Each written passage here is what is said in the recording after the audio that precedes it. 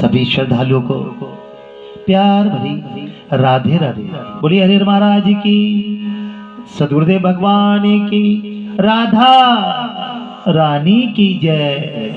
दया दृष्टि कर हृदय में भाव भक्ति उपजाओ, इस अध्याय लिखूं कृपा दृष्टि बरसाओ। सूत जी ने कहा इतनी कथा सत्यभामा को सुनाकर भगवान श्री कृष्णचंद्र संध्या करने को महल में चले गए। ये कार्तिक मास का व्रत भगवान विष्णु को अति प्रिय है तथा भक्ति को प्रदान करता है।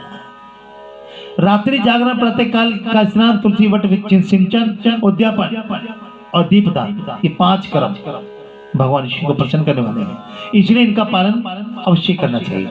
ऋषि ने कहा भगवान विष्णु का प्रिय, अधिक बल देने वाला, शरीर के रोम रोम को प्रसन्न करने वाला जो कार्तिक माह में आपने कहा ये मोक्ष की चाहना कराने वाला है।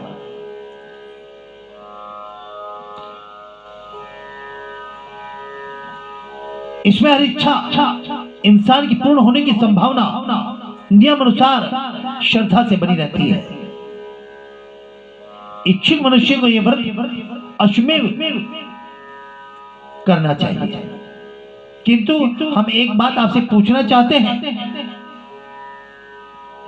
वह यह कि यदि कार्तिक मास का व्रत करने वाला किसी संकट में फंस जाए या जंगल में हो अथवा किसी रोग से ग्रस्त हो, वह कार्तिक व्रत किस प्रकार से करे, क्योंकि यह विष्णु जी का अतिशय प्रिय तथा मुक्ति भक्ति प्रदान करने वाला है। व्रत किसी तरह भी नहीं छोड़ना चाहिए। श्री सूत जी ने उत्तर दिया, यदि कार्तिक व्रत किसी संकट में फंस जाए तो वीरता के साथ शंकर जी तथा भगवान विष्णु के मंदिर जो पास में उसमें जाकर रात्रि जागरण करे। अगर घना जंगल हो तो फिर पीपल के पेड़ के नीचे अथवा तुलसी के वन में जाकर जागरण करे।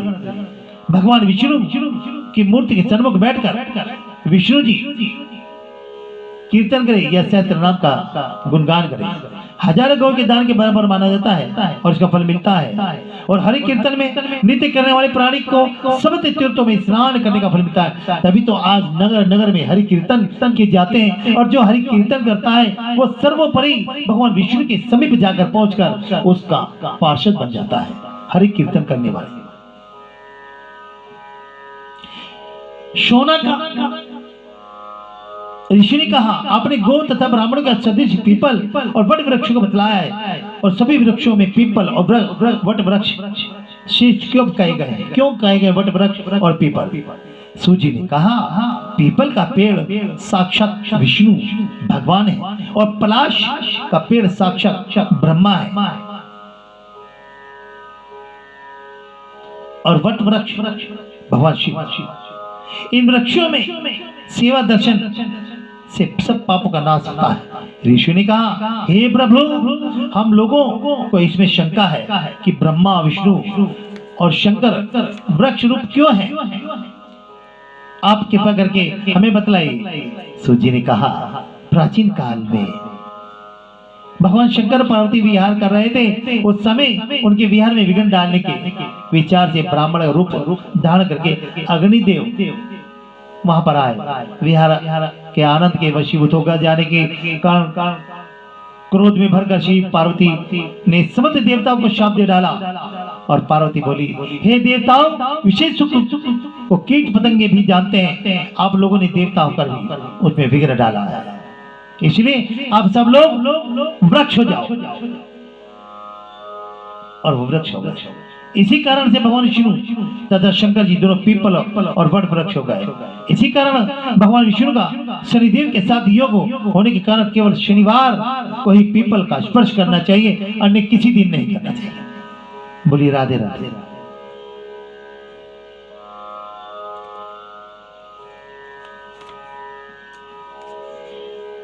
सूत जी ने ऋषि से कहा प्रसंग बखान।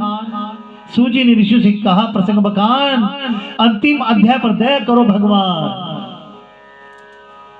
हे सूत जी, ये पीपल का पेड़ शनिवार के अतिरिक्त सप्ताह के बाकी दिनों में क्यों नहीं पूजा जाता?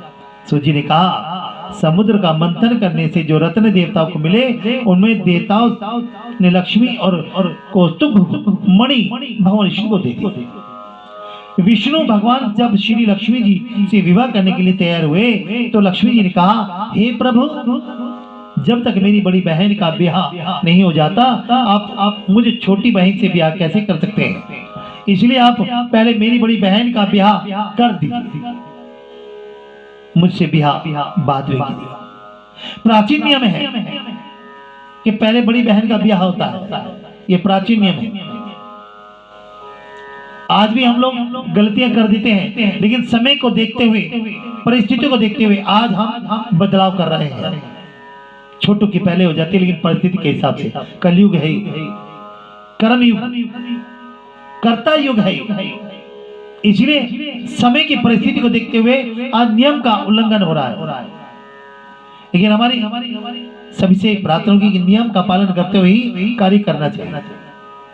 सूत जी बोले, लक्ष्मी जी के ऐसे सुनकर भगवान विष्णु ने लक्ष्मी जी की बड़ी बहन का ब्याह उद्दालक ऋषि के साथ कर दिया। वह आलसी अलक्ष्मी बड़ी कुरूप थी, उसका बड़ा मुख, चमकते हुए दांत, वृद्धा के समान शरीर, बड़े बड़े नेत्र और रूखे बाल। महर्षि उद्दालक भगवान विष्णु के आग्रह पर उससे ब्याह कर उसे वेद मंत्रों से ध्वनि से गुंजाते हुए अपने आश्रम ले। वेद ध्वनि से गुंजित हवन के पवित्र धुएं से सुगंधित उस ऋषि के मनोहर आश्रम को देखकर बहुत बहुत दुखी हुई, बहुत दुखी हुई। उसने महर्षि उद्दालक से कहा, इस आश्रम में वेद ध्वनि हो रही है, अतः स्थान मेरे रहने योग्य नहीं है, इसलिए तुम मुझे किसी दूसरी जगह ले चलो। उसकी बात सुनकर महर्षि उद्दालक ने कहा कि तुम यहाँ पर क्यों नहीं रह सकती और तुम्हारे रहने योग्य दूसरी जगह कौन सी है, मुझको बताओ।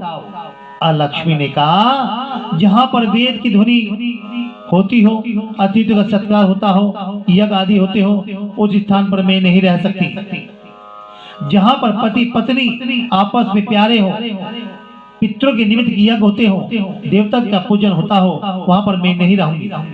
जहाँ पर दिन रात पति पत्नी लड़ते हो और जहाँ से अतिथि लोग सदा निराश लौटते हो, जहाँ पर पूज्य वृद्धों सत्पुरुषों तथा मित्रों का अनादर हो, उनका अपमान हो, झगड़ा, जहाँ दुराचारी चोर परग स्त्री गामी प्राणी रहते हो, जहाँ पर गाय का वध होता हो, मदपान ब्रह्महत्या आदि महापाप होते हो, वहां पर मैं प्रसन्नता पूर्वक निवास करती हूँ। इसलिए तो इन घर से इन चीजों को दूर रखा जाता है, वहां पर अलक्ष्मी आती है। सूर्य ने कहा, इस प्रकार अलक्ष्मी के वचन सुनकर उद्दालक का मन खिन्न हो गया, उदास हो गया। क्या कह रहे हैं? तो चुप थोड़ी देर तक बाद में उन्होंने कहा, अच्छा तुम्हारे लिए ऐसा स्थान खोजूंगा, अतः मैं जब तक तुम्हारे लिए ऐसा स्थान ढूंढकर ना आऊं तब तक तुम इसी पीपल के नीचे चुपचाप बैठी रहो। वो पीपल के नीचे बैठे गए। तभी तुम कहते हैं कि पीपल के नीचे टूटी फूटी चीजें ना रखो। अलक्ष्मी को तुम अपना पता बता करके आ रहे हो, वो तुम्हारे पीछे पीछे चली आती है, भाई ये घर वही है, चलिए उधर निमंत्रण दे के आ रही है। पीपल का अपमान मत कीजिए। कुछ लोग रखवाते होंगे, लेकिन मैं उनको दोष नहीं दूंगा। आप आदर कीजिए, आपके पितरों का भी स्थान है पीपल के नीचे, वहां अलक्ष्मी है, इसलिए दूर रहो। पीपल को सिर्फ मात्र शनिवार के दिन ही छुओ, अगर बाकी दिन छुओगे तो अलक्ष्मी आपके संग रहेगी। सूर्य जी ने कहा, महर्षि उद्दालक उसे पीपल के नीचे बिठाकर उसके रहने योग्य जगह ढूंढने के लिए चले गए। लेकिन जब तक बहुत समय तक प्रतीक्षा करने पर भी वापस नहीं लौटे तो अलक्ष्मी रोने लगी। उसकी बुरी तरह से रोने के जब लक्ष्मी जी ने आवाज सुनी बैकुंठ में तो व्याकुल हो गई। उन्होंने दुखी होकर भगवान विष्णु से कहा, हे प्रभु, मेरी बड़ी बहन अलक्ष्मी बड़ी पति के त्याग देने से अत्यंत दुखी हो गई है, हे नाथ, मैं आपकी प्रिय पत्नी हूँ, तो आप उसे आश्वासन देने के लिए उसके पास चलिए। पत्नी की प्रार्थना सुनकर कृपा सिंधु भगवान लक्ष्मी जी को साथ लेकर उस पीपल के पास गए जहां वे अलक्ष्मी बैठी रो रही थी। उसको आश्वासन देते हुए विष्णु ने कहा, हे अलक्ष्मी, इसी पीपल की जड़ में तुम सदा के लिए निवास करो, क्योंकि मेरे ही अंश से इसकी उत्पत्ति हुई है और इसमें मेरा निवास रहता है। प्रतिवर्ष गृहस्थ लोग तुम्हारा पूजन करेंगे। समझ आ गया ना कि मेरा निवास स्थान है। तो निवास स्थान भगवान के गंदगी रख करके आएंगे आप, टूटी फूटी मूर्ति रख करके आएंगे आप, अपना झूठन फूल रख करके आएंगे आप।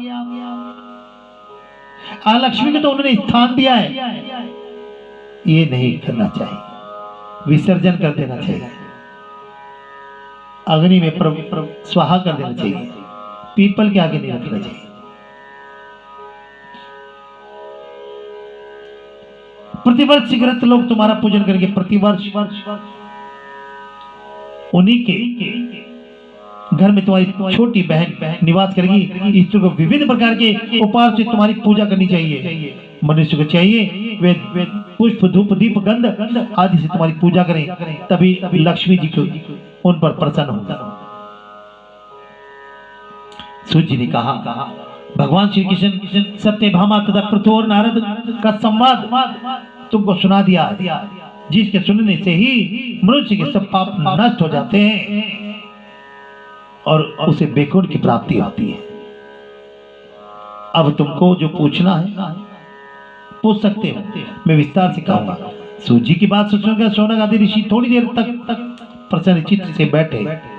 बाद में वे बद्रीनारायण जी के दर्शन को चले गए। जो प्राणी इस कथा को सुनता है और दूसरों को सुनाता है, वे संसार में संपूर्ण सुखों को प्राप्त करता है। बोलिए राधे राधे। हरे कृष्ण मुरारी शिवा के बिहारी लाल की जय। अनुपम कथा कार्तिक होती संपन्न, इसको पढ़ने से श्री हरि होते हैं प्रसन्न। इतनी कथा सुनकर ऋषिवर कहने लगे कि हे सूर्य जी, अब हम आपसे तुलसी की विवाह की विधि पूछना चाहते हैं, सो कृपा करके वर्णन कीजिए। ऋषिवरों का यह वाक्य सुनकर आनंद में मगन हुए श्री सूर्य जी कहने लगे, हे मुनीश्वरों, अब मैं आपके सामने तुलसी विवाह की विधि का वर्णन करता हूँ। सावधान होकर सुनो। जब सूर्य उत्तरायण हो, गुरु शुक्र का उदय हो, विवाह का नक्षत्र हो, विषय का पूर्णिमा अथवा कार्तिक का महीना, सब चीज जरूरी विशेष दिन हो, कार्तिक का महीना पंचक भीष्म पंचक हो, तब तुलसी वन में अपने घर में सुंदर मंडप हवन कुंड सहित मनोहर नदी मनोहर वेदी की रचना करता हुआ ऋत्विज ब्राह्मणों को जो विद्वान राग द्वेष आदि से रहित हो, उन्हें निमंत्रित करे। यह आरंभ करता हुआ मृतकाओं की पूजा करे। पूजा करके बांधी की तुलसी को उनके समर्पण करे। यजमान भाई बंधु से को चारों रीति सहित विष्णु भगवान की प्रेम प्रदक्षिणा कर शांति का पाठ मंगल गाना करना चाहिए। शय्या दान करना चाहिए। ऋतुज को दक्षिण देकर प्रतिभोज और जाति भोज करना चाहिए। ये सुनकर सूर्य कहने लगे, हे मुनीश्वरों, इस प्रकार जो मनुष्य श्रद्धा भक्ति से युक्त होकर सत्य शांति और संतोष को धारण करता है, विष्णु भगवान को तुलसी दल समर्पण करता है, वह समस्त पापों से रहित होकर संसार के सुखों को प्राप्त करता हुआ अंत में विष्णु लोक को प्राप्त होता है। इसमें संशय नहीं है। हे मुनीश्वरों, जिस प्रकार तुलसी के विवाह की विधि बताई गई है, उसी प्रकार आंवला शमी और पीपल के विवाह की विधि समझनी चाहिए।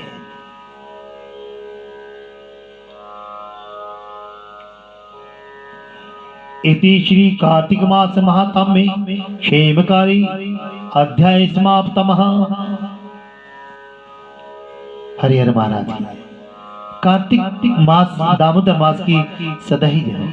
यदि हमसे कोई त्रुटि हो गई हो, आप सभी से और भगवान से भी प्रार्थना याचना करते हैं कि हमें सद्मार्ग सदैव देना। हमारे जितने भी श्रोता हैं उनको, सुनने वालों को घर में सुख शांति देना। उनकी काया को कभी रोग ना लगे, रोग लगे तो उनको सहन करने की शक्ति देना आप सभी के लिए हम कार्तिक मास में कार्तिक भगवान से भगवान ऋषि से प्रार्थना करेंगे कि आने वाले साल में भी उसका इंतजार हम उसी प्रकार से इस प्रकार से इस मास का किया था।